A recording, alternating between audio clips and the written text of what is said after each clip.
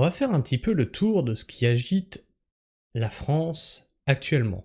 Qu'est-ce que c'est? C'est les vacances? C'est le rayonnage des affaires scolaires alors que les vacances commencent?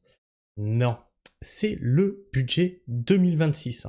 Vous savez, chaque parti est en train de faire des déclarations, les macronistes poussent vers de plus en plus d'esclavage. Je suis désolé, je sais pas comment appeler ça autrement, c'est de l'esclavagisme qu'ils sont en train de nous faire. Vous pouvez faire toutes les circonvolutions que vous voulez, ça ne reste que de l'esclavagisme, puisqu'ils veulent faire travailler gratuitement, puisqu'ils veulent que tu travailles plus longtemps, puisqu'ils veulent que ta retraite soit repoussée, puisqu'ils veulent que ton chômage disparaisse, puisqu'ils veulent que tu sois vacciné pour pouvoir prétendre à un arrêt de travail. Bref, on va faire le tour un petit peu de cette actualité sur le budget 2026, est-ce qu'il y aura censure, est-ce qu'il n'y aura pas censure?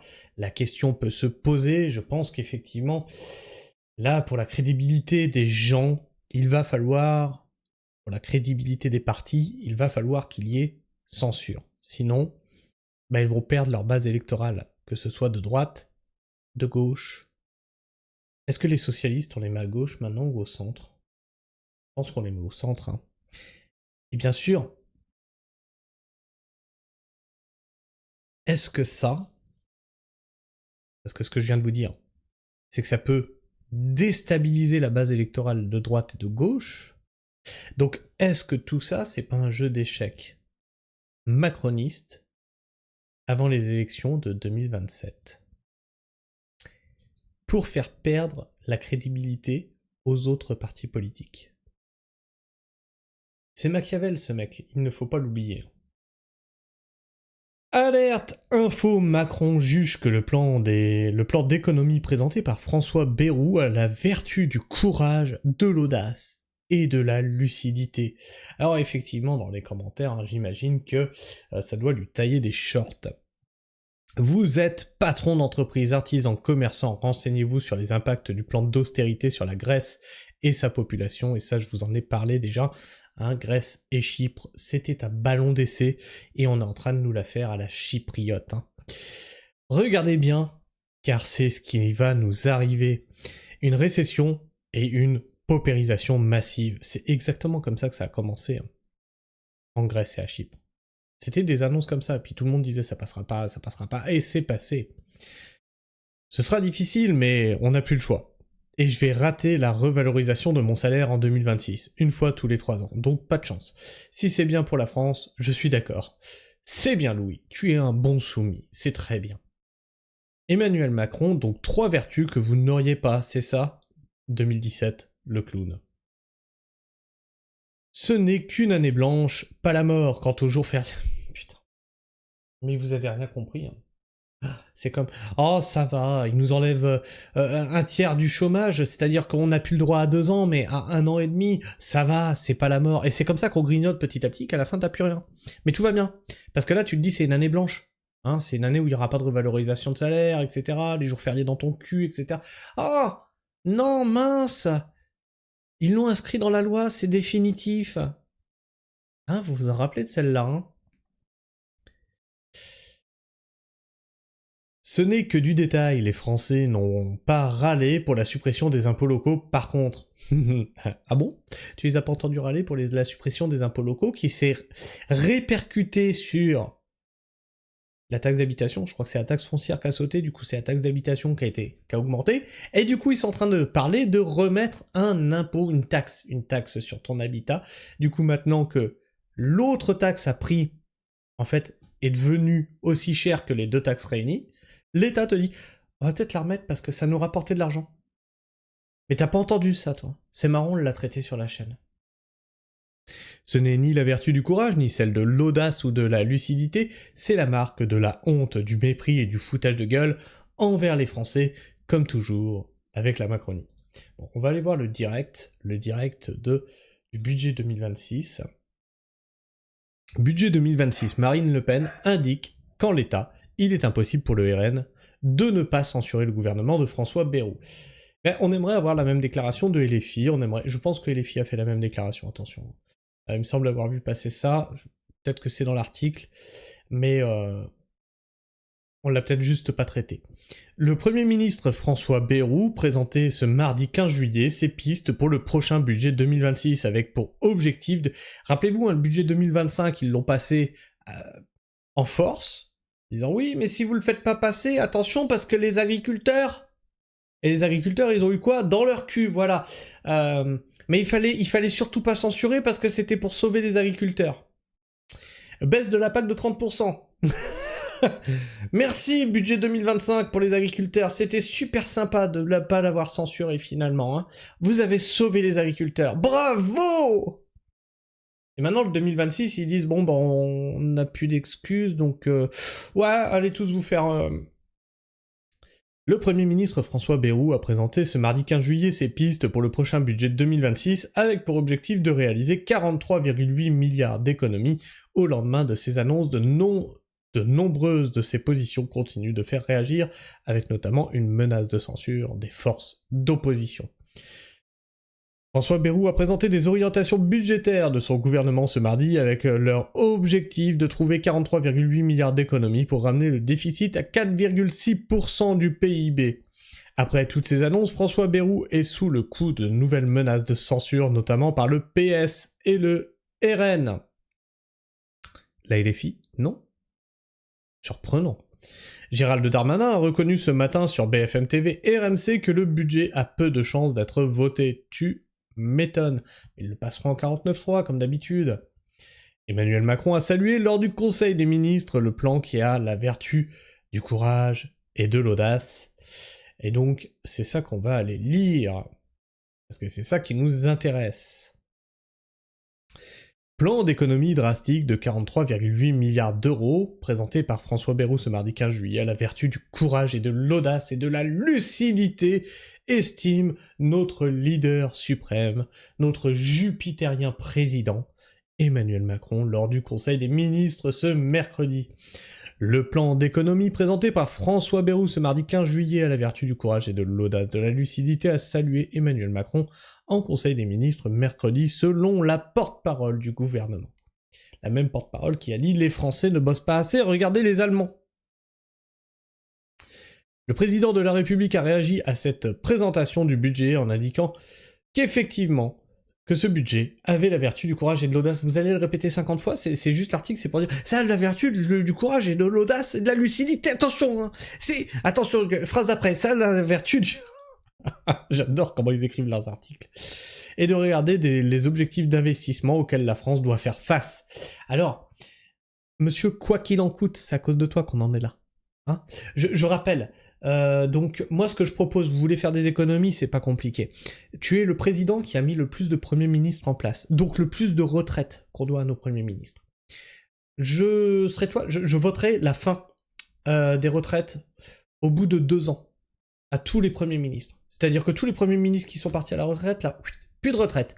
Démerde-toi. De toute façon, vous faites des cumuls d'emplois, etc. Et vous avez des revenus autres par vos fonctions, etc., etc. Vous ne bossez jamais, mais vous gagnez un pognon de dingue. A affirmé Sophie Primas lors du compte rendu à la presse du Conseil des ministres.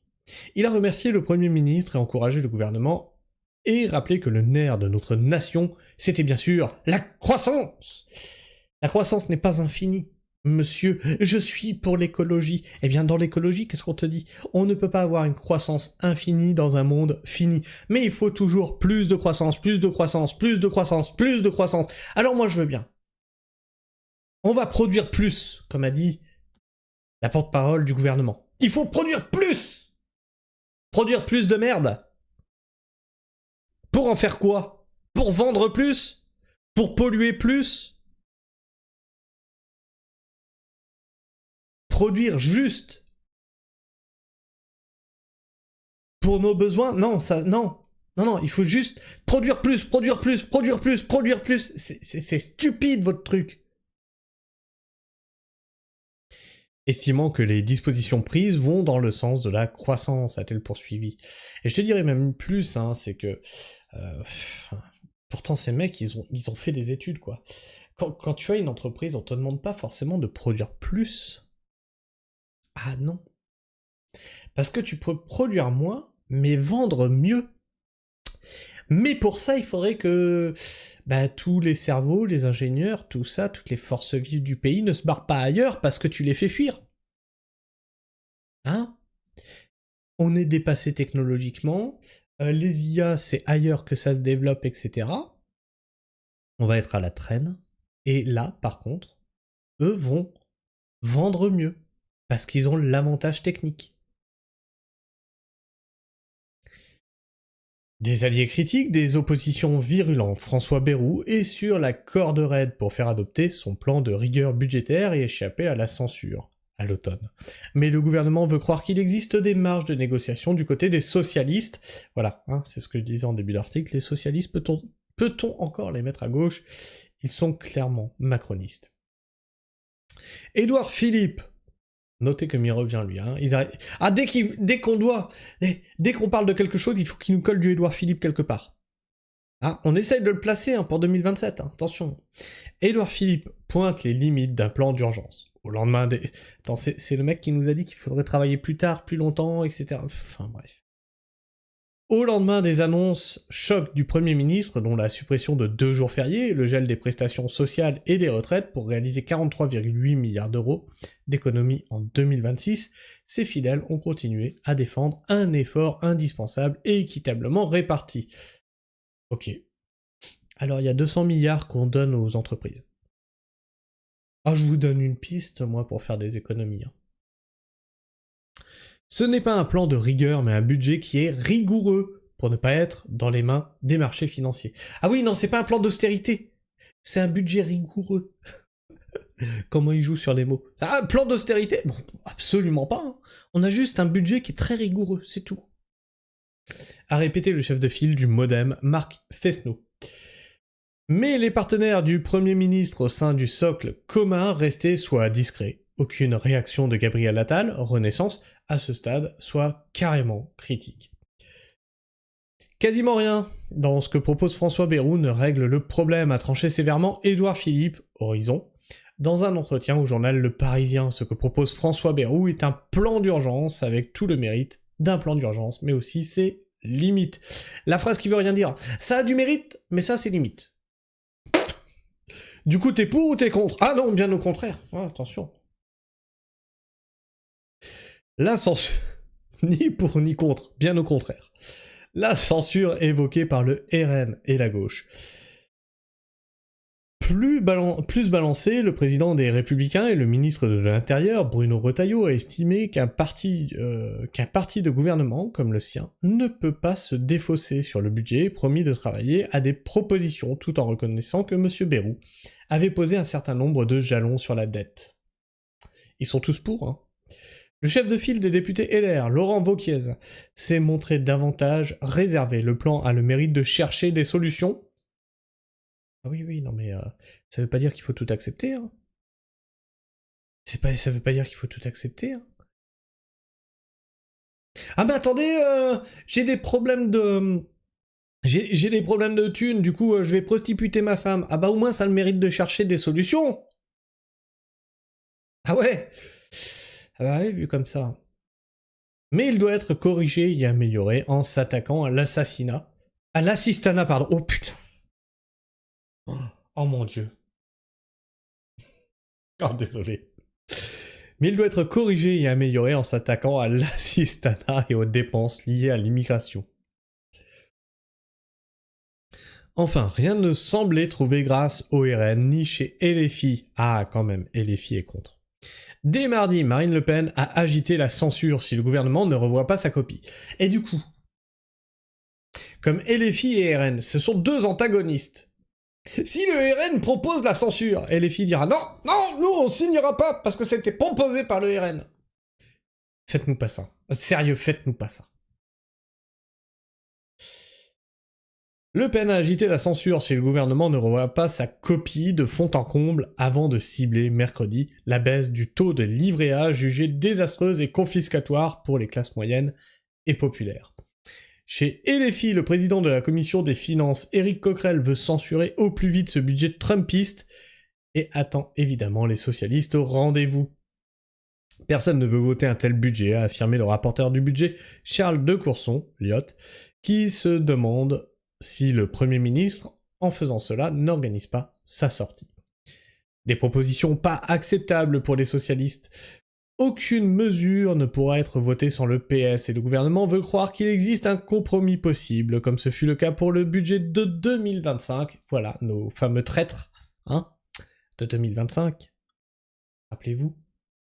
Nous allons discuter avec tous les partis, évidemment il y a probablement davantage de possibilités de parvenir à un accord avec le Parti Socialiste, a reconnu le ministre de l'économie, Éric Lombard. Mais si le PS n'a pas fermé la porte à une discussion, il ne l'a pas ouverte non plus. Les propositions du gouvernement ne sont pas acceptables et n'offrent pas de base de négociation, a prévenu le chef de file des députés Boris Vallaud, dénonçant un musée des horreurs libérales, et ça on l'a vu hier. Parce qu'il s'attaquait à la 5e semaine de congés payés. Ah oui, tout y passe avec eux. On est sur la fin. Les socialistes entendent discuter sur la base de leurs propres propositions qu'ils préparent pour la rentrée, dont la taxe dite Zuckman, qui consiste à imposer à la hauteur de 2% le patrimoine des milliardaires. Mais le gouvernement ne veut pas de cette taxe extrêmement injuste. Ah oui, bah dès qu'on touche aux riches, ah non, c'est injuste! La taxe sur la fortune? Non?